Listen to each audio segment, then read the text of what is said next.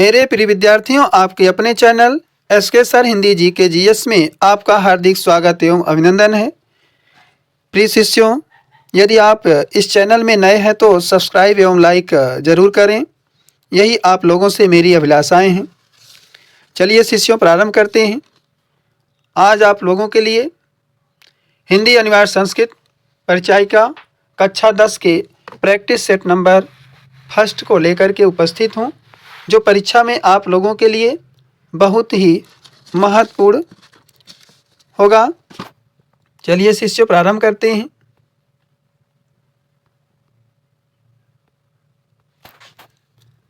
पहला प्रश्न है शिष्यों, प्रश्न अभ्यास का पहला प्रश्न।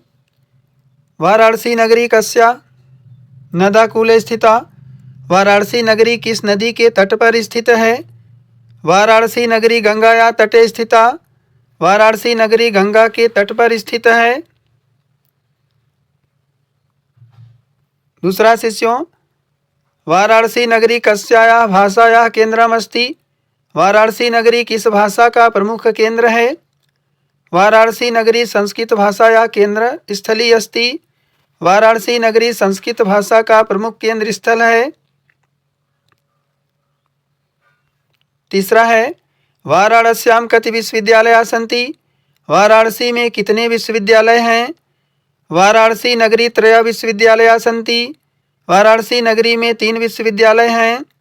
हिंदू विश्वविद्यालयः, संस्कृत विश्वविद्यालयः, काशी विद्यापीठम चेति।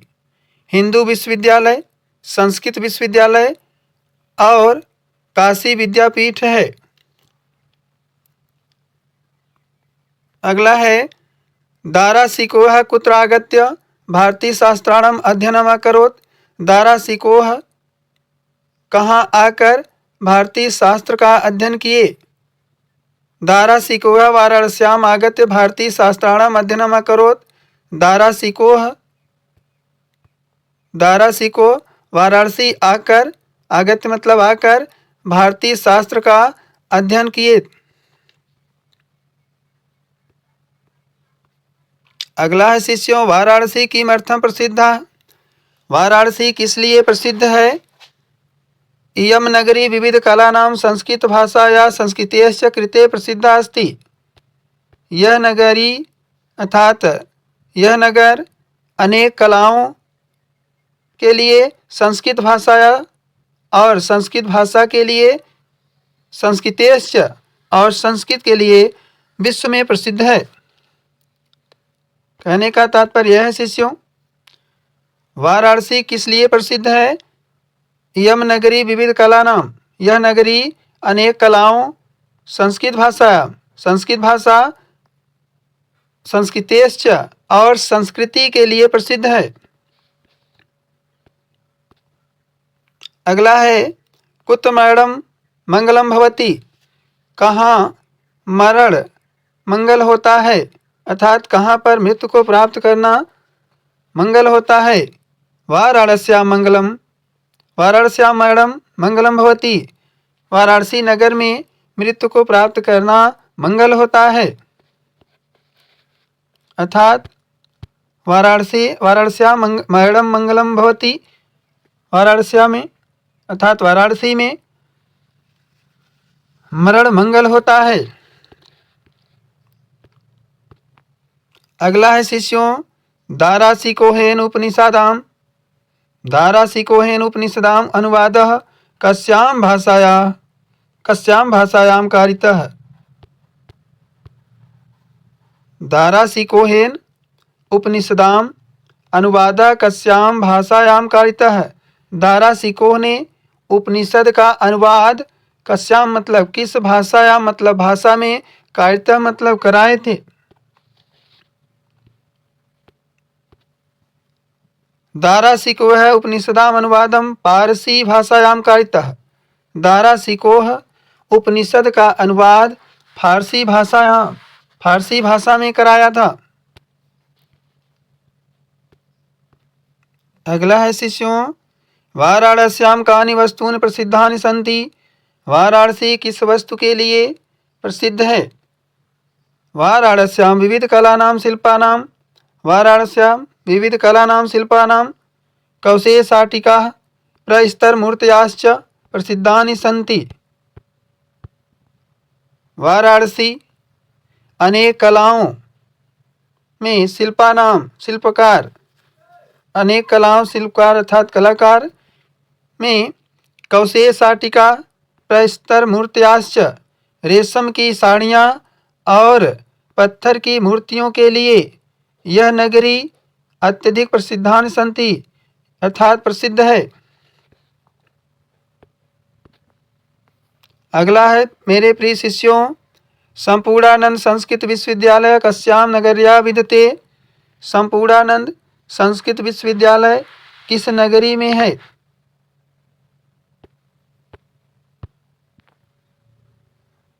संपूर्णानंद संस्कृत विश्वविद्यालय वाराणस्यां नगर्या विद्यते। संपूर्णानंद संस्कृत विश्वविद्यालय वाराणसी नगर में स्थित है। अगला है शिष्यों, वाराणसी नगरी केषां संगम स्थली अस्ति। वाराणसी नगर किसके लिए पवित्र स्थल है अर्थात किस लिए संगम स्थली अस्ति, किस लिए संगम का स्थल माना जाता है? वाराणसी नगरी विविध धर्माणां संगम स्थली अस्ति। वाराणसी नगरी अनेक धर्मों का पवित्र अर्थात संगम स्थल अस्ति, संगम का स्थल है। अगला है कस्याः शोभाम् अवलोक्य वैदेशिका पर्यटकाः वाराणसीं बहु प्रशंसन्ति। किसकी शोभा को देखकर, अवलोक्य मतलब देखकर, वैदेशिका पर्यटकाः विदेशी यात्री लोग वाराणसीं बहु प्रशंसन्ति वाराणसी की अत्यधिक प्रशंसा करते हैं। कहने का तात्पर्य यह है कस्या शोभाम अवलोक्य किसकी सुंदरता को देखकर विदेशी यात्रियों द्वारा वाराणसी की प्रशंसा की जाती है। अस्या घट्टानां शोभाम इसके घाटों की सुंदरता को देखकर वैदेशिका पर्यटका वाराणसी में बहु प्रशंसन्ति विदेशी यात्रियों द्वारा वाराणसी की अत्यधिक प्रशंसा की जाती है। अगला है वैदेशिका वाराणसी केन हेतुना आगच्छति। विदेशी यात्री लोग अर्थात विदेशी लोग वाराणसी में किसके लिए आते हैं?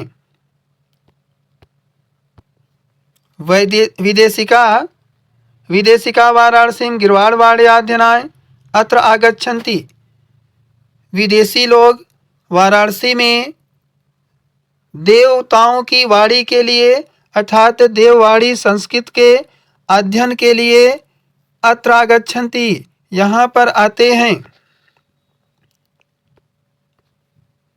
अगला है वाराणस्याम गेहे गेहे किम धोतते। वाराणसी में घर घर क्या दिखाई देता है अर्थात वाराणसी नगर के अंतर्गत प्रत्येक घरों में क्या क्या प्रकाशित अर्थात फैला हुआ है। वाराणस्याम गेहे गेहे विद्याया दिव्यम ज्योति धोतते। वाराणसी नगर में प्रत्येक घरों के अंतर्गत या प्रत्येक घर में विद्या की दिव्यम ज्योति अर्थात अत्यधिक प्रकाश फैला हुआ है। कहने का तात्पर्य यह है कि वाराणसी नगर के अंतर्गत प्रत्येक घरों में क्या दिखाई अर्थात फैला हुआ है। वाराणस्याम गेहे गेहे विद्याया दिव्यम ज्योति धोतते। वाराणसी नगर के प्रत्येक घरों में विद्या की अलौकिक प्रकाश या अलौकिक ज्योति फैली हुई है।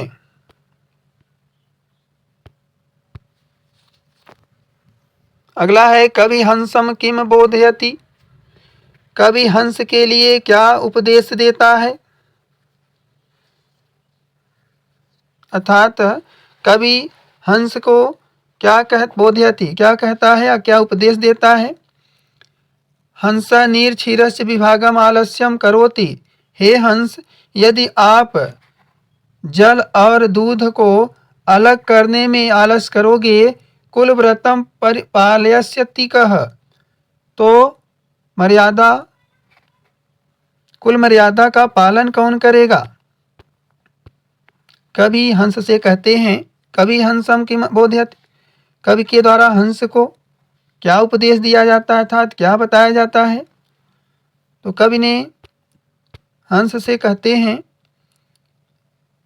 हे हंस, नीर क्षीरस्य विभागम आलस्यम, यदि आप जल और दूध को विभागम आलस्य, विभागम मतलब अलग करना या पृथक करना, हे हंस यदि आप जल और दूध को अलग करने में आलस्य करोति, आलस करते हो तो कुल व्रतम पालिष्यति कह, इस कुल मर्यादा का पालन कौन करेगा?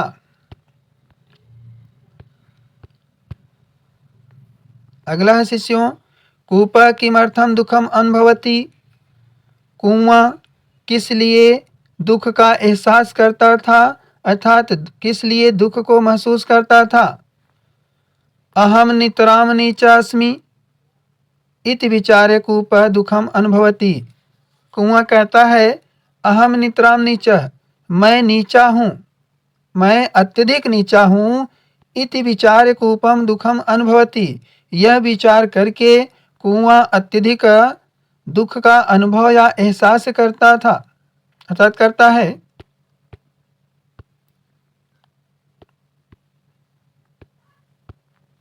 अगला है शिष्यों, हंसस्य किम कुल व्रतम अस्ति, हंस का क्या कुल मर्यादा है? हंस की क्या कुल मर्यादा है? नीर क्षीरस्य विवेकत्वम हंसस्य कुल व्रतम अस्ति,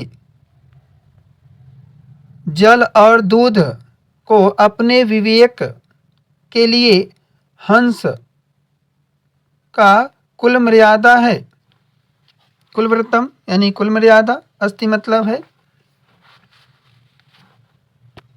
कहने का तात्पर्य है नीर क्षीरश्च विवेकोत्तम हंसस्य कुल व्रतम अस्ति, हंस के द्वारा नीर, क्षीर, जल और दूध अपने विचार से, अपने विचारों के लिए इनके कुल मर्यादा हैं। अगला है शिष्यों, कोशगत भ्रमरा किम अचिंतयत, कोशगत यानी कली के अंदर, भ्रमरा मतलब भौरे की मतलब क्या? अचिंतयत मतलब विचार करने लगे। कोशगत भ्रमरम किम अचिंतयत, कली के अंदर जाने पर भौरे क्या विचार करने लगे अर्थात क्या सोचने लगे? कोशगता द्विरूपे नलिनीम गजा उज्जहार अचिंतयत, कली के अंदर, भौरे कली के अंदर होने के बाद नलिनीम गजा उज्जहार अचिंतयत, द्विरूपे नलिनी गजा उज्जहार अचिंतयत, इस कमल के पुष्प को हाथियों के द्वारा उखाड़ दिया जाएगा, यही भौरे कली के अंदर से विचार कर रहे थे अर्थात उनको यही चिंता हो रही थी। अगला है शिष्यों, नीर क्षीर विषय हंसस्य का विशेषता अस्ति, जल और दूध के विषय में हंस की क्या विशेषता है? हंसस्य इयं विशेषता अस्ति यत हंस नीर क्षीरश्च विभागम करोति, हंस की यही विशेषता है कि जो हंस नीर क्षीरश्च विभागम करोति, हंस के द्वारा दूध और जल को अलग किया जाता है अर्थात हंस के द्वारा दूध और जल को अलग किया गया।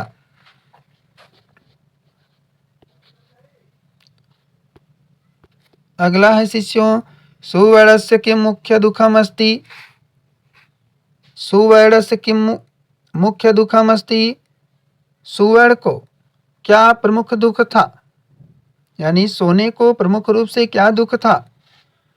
सुवर्ष जना, सुवर्णम जना गुज्या सह तोलयंती, सुवर्ण को अर्थात सोने को या आभूषण या सोना को लोगों द्वारा गुज्या सह तोलयंती, रत्ती के समान या रत्ती के साथ तोलते हैं, इदम एव सुवर्णस्य मुख्य दुखम अस्ति।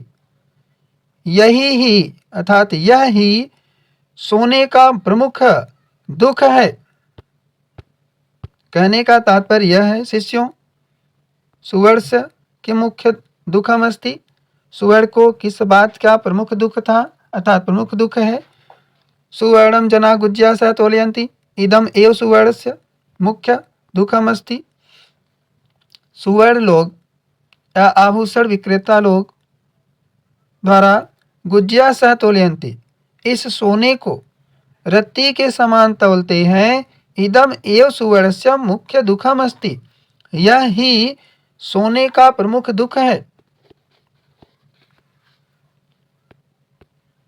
अगला है शिष्यों, कवि चातकम किम उपदिशति। कवि चातकम किम उपदिशति, कवि चातक को क्या उपदेश देता है।